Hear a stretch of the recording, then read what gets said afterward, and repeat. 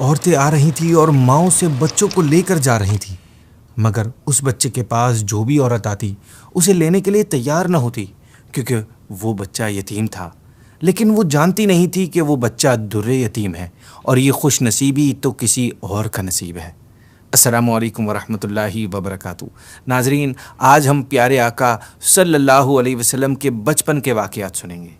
پیارے آقا صلی اللہ علیہ وسلم نے سب سے پہلے ابو لہب کی لونڈی سویبہ کا دودھ پیا، پھر اپنی والدہ ماجدہ بی بی آمنہ رضی اللہ تعالی عنہا کے دودھ سے سیراب ہوتے رہے، پھر حضرت حلیمہ سعدیہ رضی اللہ تعالی عنہا آپ کو اپنے ساتھ لے گئیں اور اپنے قبیلے میں رکھ کر آپ صلی اللہ علیہ وسلم کو دودھ پلاتی رہیں، اور انہی کے پاس آپ کے دودھ پینے کا زمانہ گزرا۔ حضرت حلیمہ رضی اللہ تعالی عنہا کو یہ سعادت کیسے ملی؟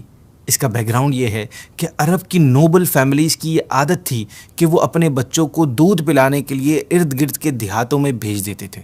اس سے دو فائدے ہوتے تھے، ایک تو یہ کہ دیہات کے صاف ستھرے انوائرمنٹ میں بچوں کی ہیلتھ اچھی ہو جاتی تھی، اور دوسرا یہ کہ وہ خالص اور فصیح عربی زبان سیکھ جاتے تھے، کیونکہ شہر کی لینگویج باہر کے لوگوں کی انٹریکشن سے پیور اور ایلوکوینٹ لینگویج نہیں رہتی۔ اب اس کا طریقہ یہ ہوتا تھا کہ دیہاتوں سے عورتیں آتی تھیں اور والدین سے بچوں کو لے کر دوبارہ اپنے دیہات لوٹ جاتی تھیں۔ پھر جب بچے کے دودھ پینے کا زمانہ پورا ہو جاتا تھا تو والدین آ کر رضائی ماں کو اس کی خدمت کی قیمت دے کر بچے کو واپس اپنے ساتھ لے جاتے تھے۔ دیہات سے یہ عورتیں سال میں 2 دفعہ اسپرنگ اور آٹم کے سیزن میں آتی تھیں۔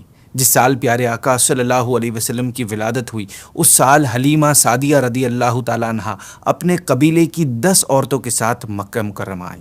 آپ رضی اللہ عنہا فرماتی ہیں کہ میں بنی سعد کی عورتوں کے ساتھ دودھ پینے والے بچوں کی تلاش میں مکے کی طرف چلی۔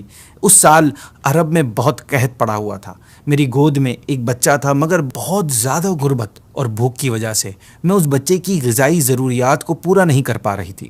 رات بھر وہ بچہ بھوک سے تڑپتا اور روتا بلبلاتا رہتا تھا، اور ہم اس کو چپ کرانے کے لیے پوری رات جاگ کر گزارتے تھے۔ ہمارے پاس ایک اونٹنی بھی تھی، مگر وہ بھوکی رہنے کی وجہ سے دودھ نہیں دے پا رہی تھی۔ مکہ مکرمہ کے سفر میں جس خچر پر سوار تھی وہ بھی اتنا کمزور تھا کہ قافلے والوں کے ساتھ نہیں چل سکتا تھا۔ میرے قافلے کے ساتھی بھی اس سے تنگ آ چکے تھے۔ خیر، بڑی مشکلوں سے یہ سفر طے ہوا۔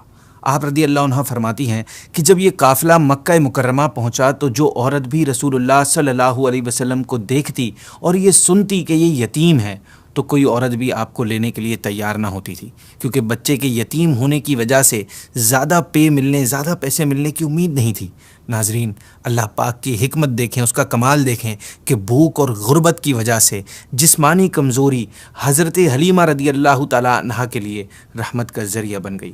ہوا یہ کہ کوئی بھی آپ رضی اللہ عنہا کی کمزوری کو دیکھ کر آپ کو اپنا بچہ نہیں دے رہا تھا، اور چونکہ پیارے آقا کے والد دنیا سے تشریف لے جا چکے تھے، سو انعام کم ملے گا یہ سوچ کر دوسری عورتیں اس عظیم الشان خدمت سے محروم رہ گئیں۔ یہ دیکھ کر حلیمہ سعدیہ رضی اللہ تعالیٰ عنہا نے اپنے شوہر حارث بن عبد العزیٰ سے یہ کہا کہ اچھا تو نہیں معلوم ہوتا یہ کہ میں خالی ہاتھ واپس جاؤں، اس سے تو بہتر ہے میں اسی بچے کو اپنے ساتھ لے جاؤں جن کے والد کا انتقال ہو چکا ہے۔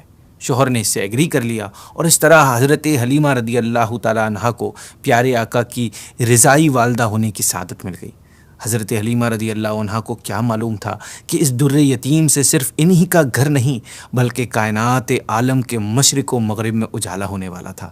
ناظرین، یہ اللہ پاک کا فضل تھا، اس کا کرم تھا کہ حضرت حلیمہ رضی اللہ تعالیٰ عنہا کی سوئی ہوئی قسمت بیدار ہو گئی، اور اللہ کے حبیب صلی اللہ علیہ وسلم آپ کی مبارک گود میں آ گئے۔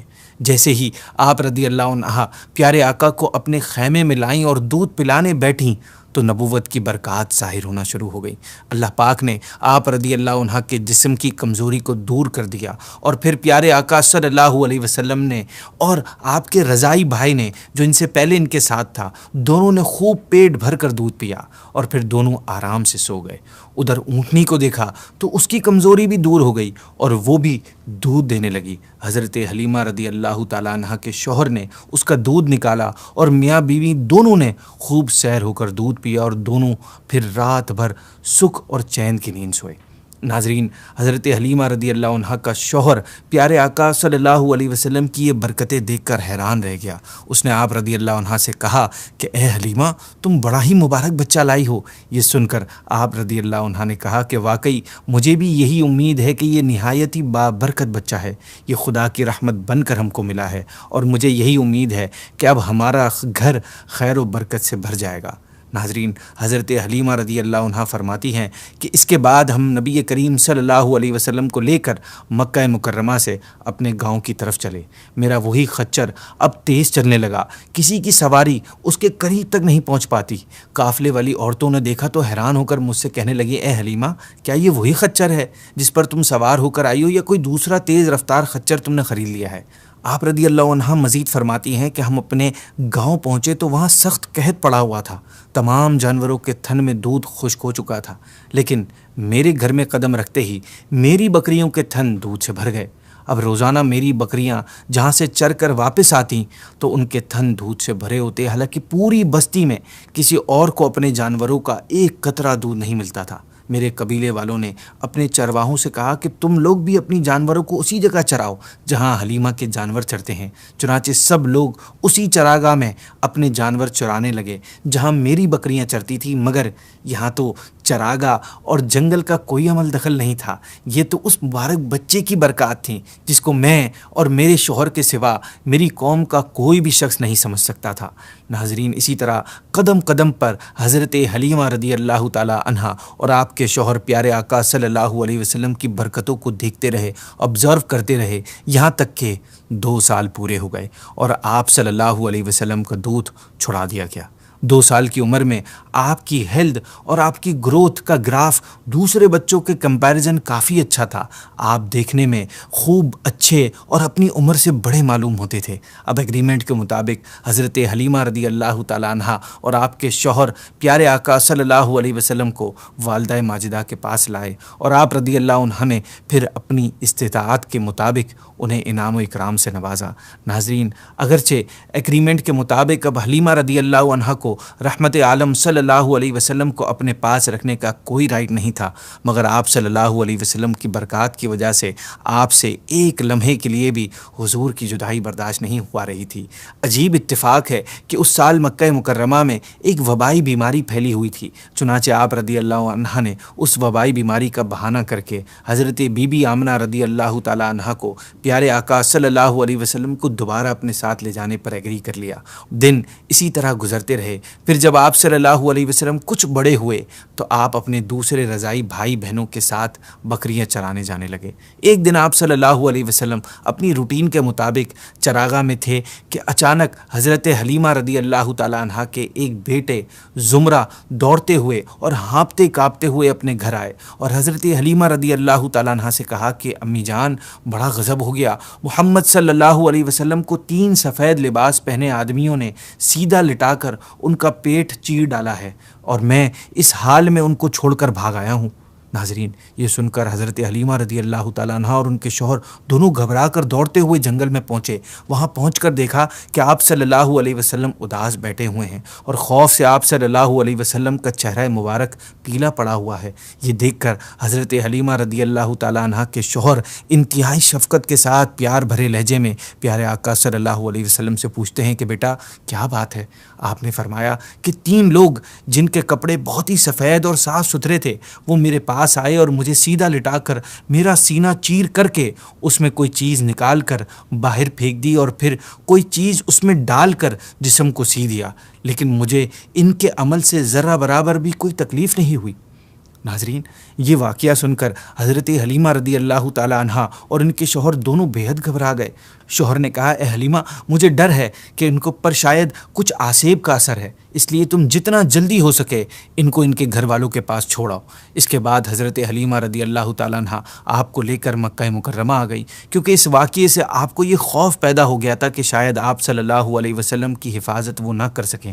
خیر، حضرت حلیمہ رضی اللہ عنہا نے جب مکہ مکرمہ پہنچ کر آپ صلی اللہ علیہ وسلم کو حضرت آمنہ رضی اللہ تعالیٰ عنہ کے حوالے کیا تو آپ رضی اللہ عنہ نے کہا کہ اے حلیمہ، تم تو بڑی خواہش کے ساتھ میرے بچے کو اپنے ساتھ لے کر گئی تھی، پھر اتنا جلدی واپس لے کر آنے کی کیا وجہ ہے؟ حلیمہ سعدیہ رضی اللہ عنہا نے شک کے صدر کا واقعہ بیان کیا اور آسیب کا شک ظاہر کیا۔ اس پر بی بی آمنہ رضی اللہ عنہا نے فرمایا کہ ہرگز نہیں، خدا کی قسم میرے نور نظر پر ہرگز کبھی بھی کسی جن یا شیطان کا عمل دخل نہیں ہو سکتا، میرا بیٹا بہت بلند شان والا ہے۔ پھر آپ رضی اللہ عنہ نے حمل کے دنوں اور ولادت کے وقت کے حیران کردانے والے واقعات سنا کر بی بی حلیمہ رضی اللہ تعالیٰ عنہ کو مطمئن کر دیا۔ خیر، پھر حضرت حلیمہ رضی اللہ عنہ پیارے آقا صلی اللہ علیہ وسلم کو آپ کی والدہ ماجدہ کو دے کر اپنے گاؤں واپس چلی آئیں، اور اب پیارے آقا صلی اللہ علیہ وسلم اپنی والدہ ماجدہ کے ساتھ رہنے لگے۔ اب ایمن رضی اللہ تعالیٰ عنہ پیارے آقا صلی اللہ علیہ وسلم کی خاطرداری اور خدمت گزاری میں دن رات جی جہاں سے مصروف رہنے لگی۔ پیارے آقا صلی اللہ علیہ وسلم کی عمر مبارک جب 6 سال کی ہو گئی تو بی بی آمنہ رضی اللہ تعالیٰ عنہ آپ کو ساتھ لے کر مدینہ منورہ آئیں۔ اس سفر میں ایمن رضی اللہ تعالیٰ عنہ بھی آپ کے ساتھ تھیں۔ مدینہ منورہ آنے کا کیا ریزن تھا؟ اس کے 2 ریزن سیرت کی کتابوں میں ملتے ہیں۔ یا تو آپ پیارے آقا صلی اللہ علیہ وسلم کے دادا کے ننیال بنو عدی بن نجار میں رشتہ داروں سے ملاقات کے لیے گئی تھی، یا اپنے شوہر کی قبر کی زیارت کے لیے آئی تھی۔ بہرحال وہاں سے واپسی پر ابوا نامی گاؤں میں بی بی آمنہ رضی اللہ تعالیٰ عنہ کی وفات ہو گئی اور وہ وہیں پر آپ کو دفن کیا گیا۔ والد ماجد کا سایہ تو ولادت سے پہلے ہی اٹھ چکا تھا، اب والدہ ماجدہ کا ساتھ بھی ختم ہو گیا۔ بی بی آمنہ رضی اللہ تعالیٰ عنہ کی وفات کے بعد ایمن رضی اللہ تعالیٰ عنہ پیارے آقا صلی اللہ علیہ وسلم کو مکہ مکرمہ لائیں اور آپ کے دادا عبد المطلب رضی اللہ تعالیٰ عنہ کے حوالے کر دیا۔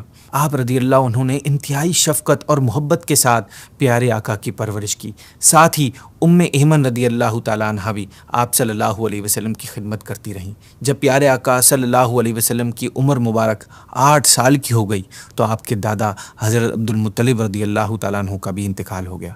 دادا کی وفات کے بعد آپ صلی اللہ علیہ وسلم کی پرورش کی ذمہ داری چچا ابو طالب نے لی۔ ابو طالب کو پیارے آقا صلی اللہ علیہ وسلم سے بہت محبت تھی، ہر وقت وہ آپ کو اپنے ساتھ رکھنا اور کبھی بھی اپنی نظروں سے غائب نہ ہونے دینا۔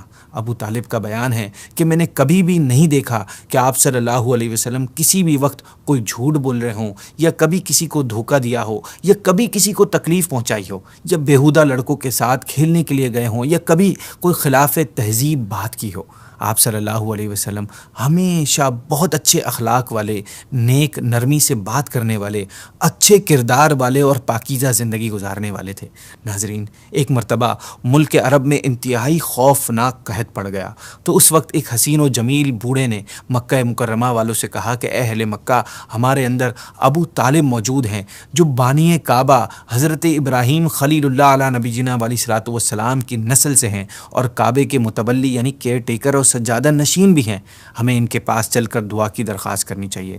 چنانچہ عرب کے سردار ابو طالب کی خدمت میں حاضر ہوئے اور ان سے فریاد کی کہ اے ابو طالب، قحط کی آگ نے سارے عرب کو اپنی لپیٹ میں لے لیا ہے، جانور گھاس پانی کے لیے ترس رہے ہیں اور انسان دانہ پانی نہ ملنے سے تڑپ تڑپ کر دم توڑ رہے ہیں، قافلوں کی ایکٹیویٹیز بند ہو چکی ہیں اور ہر طرف بربادی اور ویرانی پھیلی ہوئی ہے، اس لیے پلیز آپ بارش کے لیے دعا کر دیجئے۔ ناظرین، اہل عرب کی فریاد سن کر ابو طالب کا دل بھر آیا، چنانچہ ابو طالب نے پیارے آقا صلی اللہ علیہ وسلم کو اپنے ساتھ لیا اور حرم کعبہ میں پہنچ کر پیارے آقا صلی اللہ علیہ وسلم کو دیوار کعبہ سے ٹیک لگا کر بٹھا دیا اور خود دعا مانگنا شروع کر دی۔ دعا کے دوران پیارے آقا صلی اللہ علیہ وسلم نے اپنی انگلی مبارک کو آسمان کی طرف اٹھا دیا، بس آپ کا یہ کرنا تھا اور عرب والوں کا مسئلہ حل ہو گیا۔ ایک دم چاروں طرف سے بادل ظاہر ہونے لگے اور پھر اس کے بعد فوراً ہی اتنی تیز بارش ہوئی کہ سارے عرب سے پانی کی کمی ختم ہو گئی۔ جنگلوں اور میدانوں میں ہر طرف پانی ہی پانی نظر آنے لگا، میدانوں کی زمینیں سرسبز و شاداب ہو گئیں، قحط ختم ہو گیا اور سارا عرب خوشحال ہو گیا۔ اسی کی طرف اشارہ کرتے ہوئے ابو طالب کا ایک شعر بھی ہے، وہ گورے رنگ والے جن کے چہرے کے صدقے بادل کا پانی مانگا جاتا ہے، یتیموں کو پناہ دینے والے، بیواؤں کا خیال رکھنے والے۔ ابو طالب کے ساتھ پیارے آقا صلی اللہ علیہ وسلم کے بچپن کا ایک اور مشہور واقعہ ہے۔ وہ واقعہ کچھ اس طرح ہے کہ جب پیارے آقا صلی اللہ علیہ وسلم کی عمر مبارک 12 سال کی ہوئی تو اس وقت ابو طالب نے تجارت کے لیے ملک شام کا سفر کیا۔ ابو طالب کو چونکہ پیارے آقا صلی اللہ علیہ وسلم سے بے پناہ محبت تھی اور ابو طالب کی کوشش ہوتی تھی کہ ہر وقت آپ صلی اللہ علیہ وسلم کو اپنے ساتھ رکھے، اسی لیے اس سفر میں بھی آپ صلی اللہ علیہ وسلم ابو طالب کے ساتھ تشریف لے گئے۔ یہ ملک شام میں آپ صلی اللہ علیہ وسلم کا پہلا سفر تھا۔ اس سفر کے دوران ابو طالب نے بصرہ میں بحیرہ راہب نامی کے پاس اسٹے کیا۔ وہاں پر یہ ہوا کہ بحیرہ نے توریت اور انجیل میں بیان کی ہوئی آخری نبی کی نشانیوں میں آپ صلی اللہ علیہ وسلم کو دیکھتے ہی پہچان لیا۔ پھر اس نے بہت عقیدت اور احترام کے ساتھ قافلے والوں کی دعوت کی اور ابو طالب سے کہا کہ یہ بچہ یہ سارے جہانوں کے سردار اور رب العالمین کے رسول ہیں، جن کو خدا عز و جل نے رحمت للعالمین بنا کر بھیجا ہے۔ میں نے دیکھا ہے کہ شجر و حجر ان کو سجدہ کرتے ہیں اور بادل ان پر سایہ کرتا ہے، اور ان کے دونوں کندھوں کے درمیان مہر نبوت ہے۔ اس لیے تمہارے اور ان کے لیے یہی بہتر ہوگا کہ تم ان کو لے کر آگے نہ جاؤ اور اپنا مال تجارت یہیں بیچ کر بہت جلدی مکہ چلے جاؤ، کیونکہ ملک شام میں یہودی ان کے بہت بڑے دشمن ہیں، وہاں پہنچتے ہی وہ لوگ ان کو شہید کر دیں گے۔ ناظرین، بحیرہ راہب سے اس خطرے کو سن کر ابو طالب کو حضور صلی اللہ علیہ وسلم کے لیے خوف محسوس ہونے لگا، چنانچہ انہوں نے بحیرہ کا مشورہ مانتے ہی اپنی تجارت کا مال وہیں بیچ دیا اور پیارے آقا صلی اللہ علیہ وسلم کو اپنے ساتھ لے کر مکہ واپس آ گئے۔ آج کے لیے ناظرین بس اتنا ہی۔ نیکسٹ ایپیسوڈ میں ہم پیارے آقا صلی اللہ علیہ وسلم کے ایسے فیصلے کے بارے میں سنیں گے جس نے عرب میں ہونے والی ایک بہت بڑی جنگ کو رکوا دیا تھا۔ تو اجازت دیجیے، السلام علیکم ورحمۃ اللہ وبرکاتہ۔